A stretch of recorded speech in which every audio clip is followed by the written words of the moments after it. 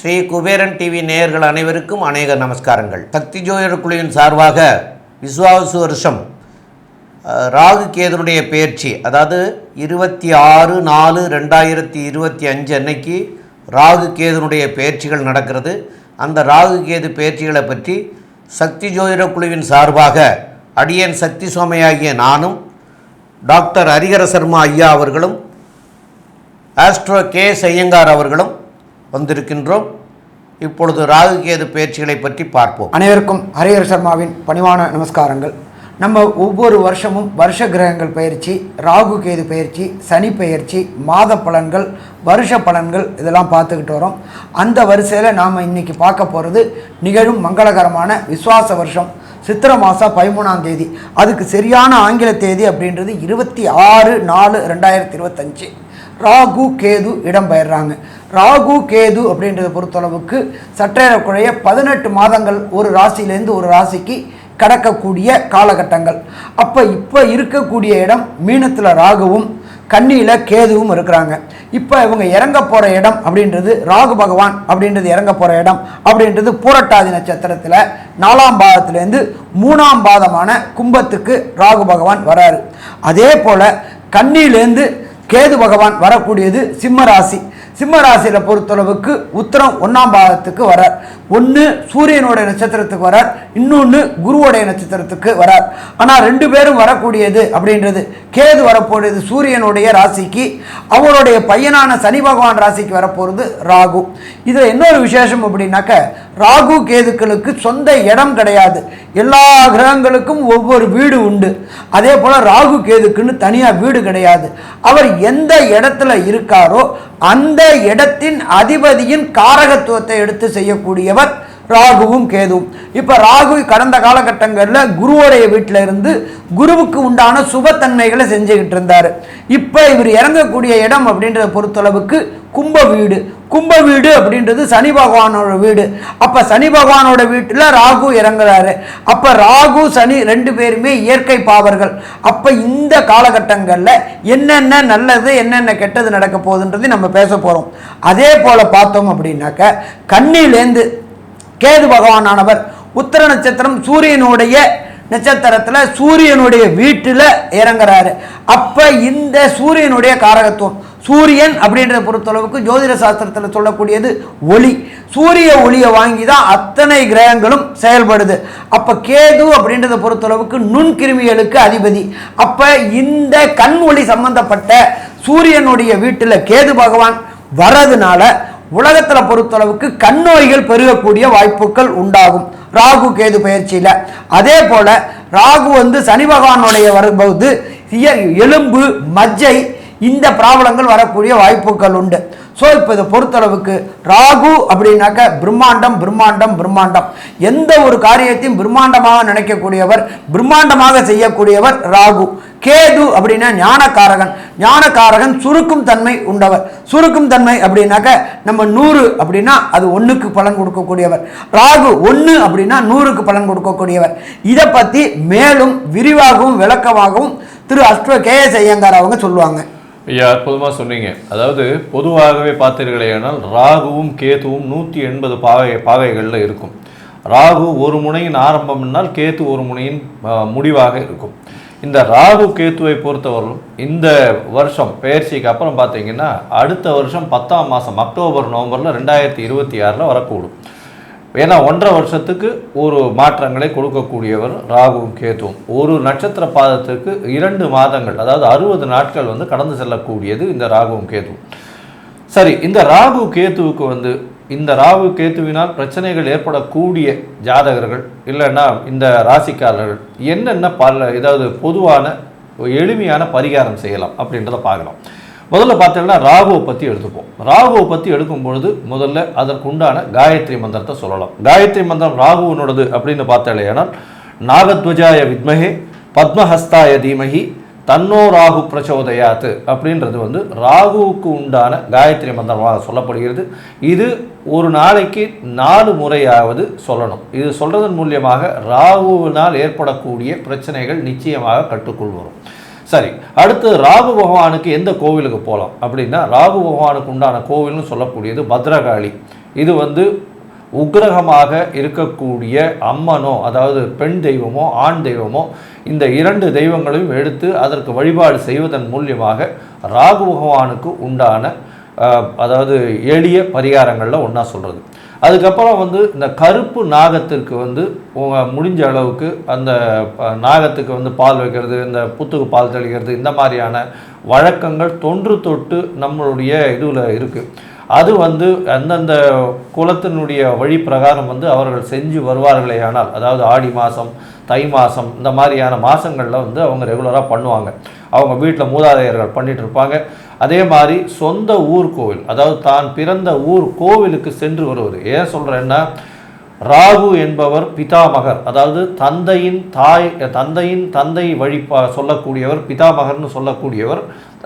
அதாவது ராகுவை பற்றி சொல்லக்கூடியவர். அதனால் அவருடைய வழிபாட்டிற்கு சொந்த ஊரில் சொந்த ஊர் கோவிலுக்கு ஒரு முறையாவது போயிட்டு வர்றதோ, அந்த ஊர் கோவிலில் எல்லை தெய்வங்களுக்கு உண்டான வழிபாடுகளை உங்களால் முடிந்த அளவுக்கு செய்யக்கூடியது நிச்சயமாக ஒரு மாற்றத்தையும் ஏற்றத்தையும் உங்களுக்கு ஏற்படுத்தி தரும்.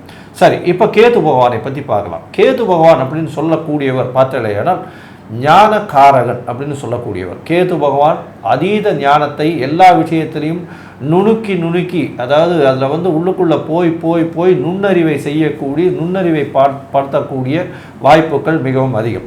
அதனால் கேது பகவானில் எந்த விஷயத்தையும் பார்த்தீங்கன்னா, ஒரு 1000 விஷயம் இருந்ததுனாலும் அதில் கடைசியில் ஒன்றுமே இல்லை அப்படின்றது, அதாவது வெங்காயத்தை உரிக்க ஒன்றும் இல்லைன்னு சொல்லுவாங்களே, அந்த மாதிரி மொத்தத்தில் மனசு ரொம்ப கிளியர் ஆகிடும். ஒன்றுமே இல்லாத அளவுக்கு கொண்டு வந்துடும்.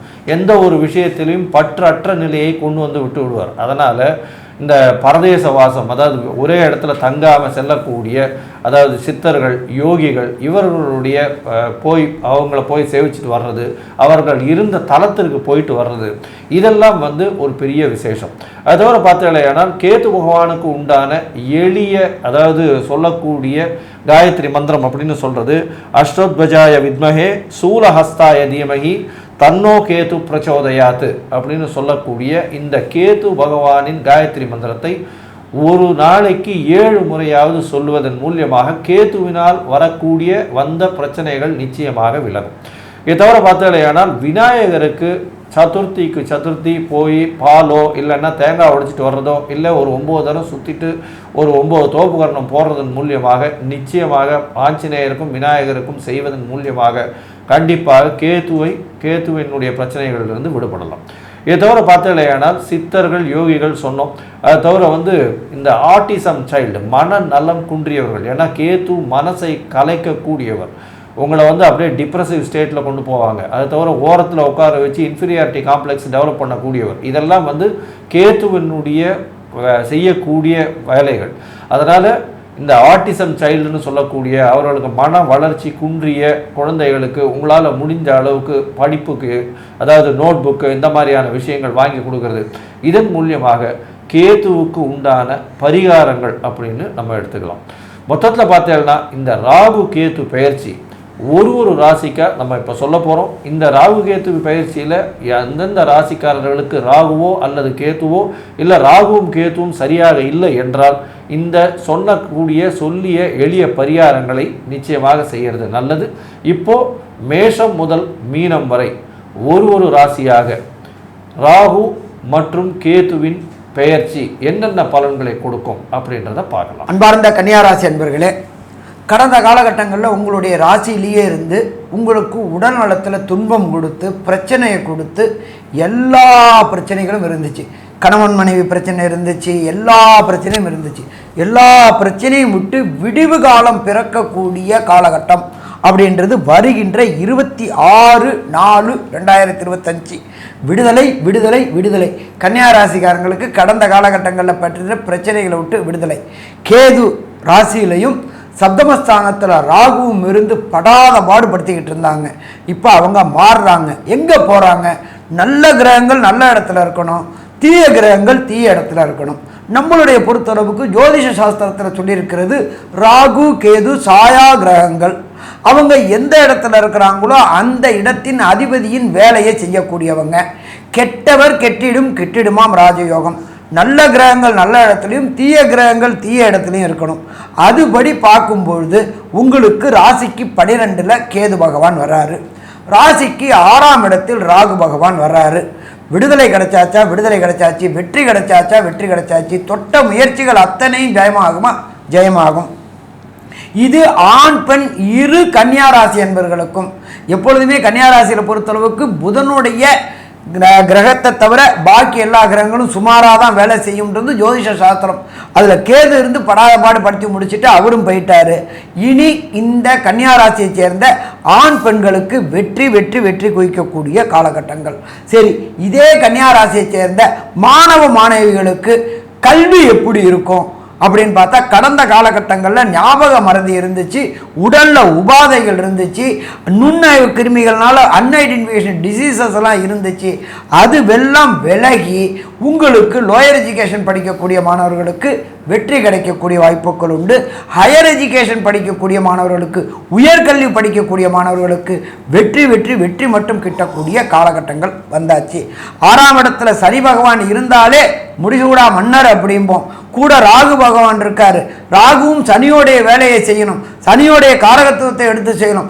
நீண்ட நாட்களாக படிச்சுட்டு வேலை பார்க்கறதுக்கு வேலை தேடிக்கிட்டு இருந்த மாணவ மணிகளுக்கு உள்ளூர் வெளியூர் வெளிமாநிலம் வெளிநாடுகளில் வேலை கிடைக்கக்கூடிய வாய்ப்புகளும் இந்த காலகட்டங்களில் உண்டு.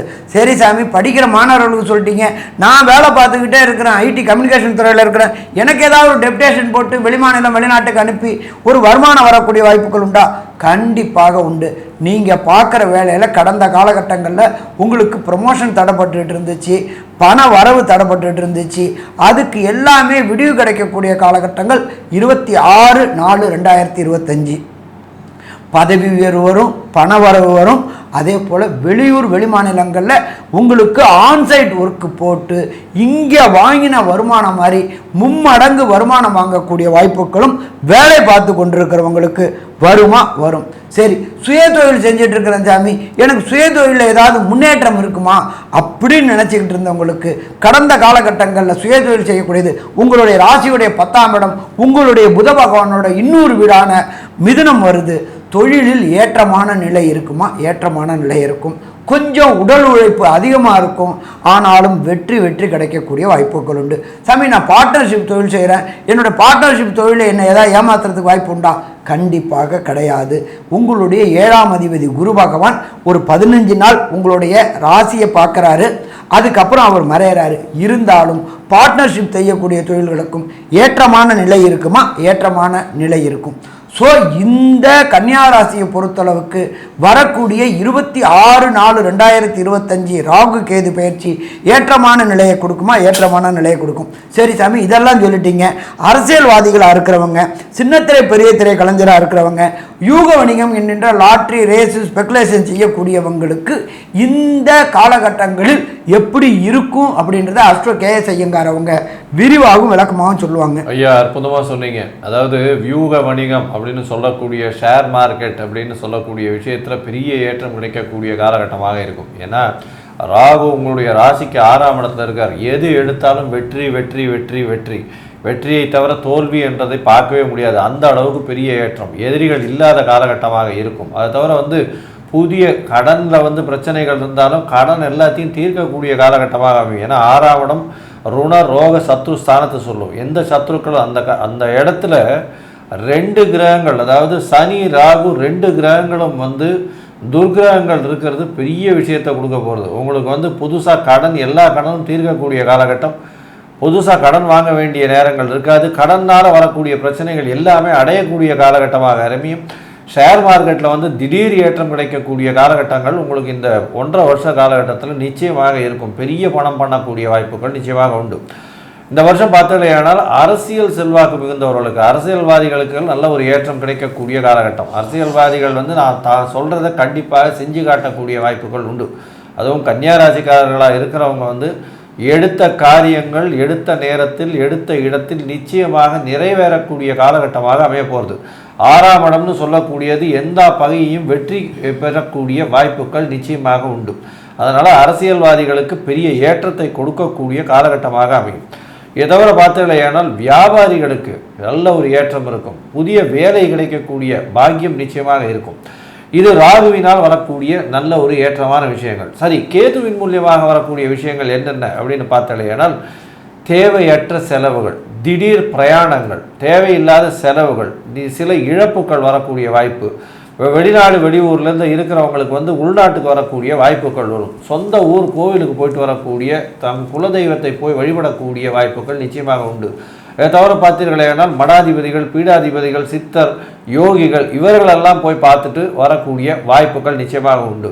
தூக்கம் கலையக்கூடிய, தூக்கம் பிரச்சனை இருக்கக்கூடிய வாய்ப்புகள் நிச்சயமாக உண்டு. தூக்கத்தில் நிறைந்த மன அழுத்தம், இது இப்படி ஆகுமோ அப்படி ஆகுமோன்ற ஒரு மனசு கற்பனைகள் கொஞ்சம் அதிகமாக வரக்கூடிய காலகட்டமாக அமைய போகிறது. எல்லா விஷயத்துக்கும் பார்த்தலையானால் இந்த ராகு கேதுவின் பயிற்சி பெரிய ஏற்றத்தை கொடுக்கக்கூடிய காலகட்டம்.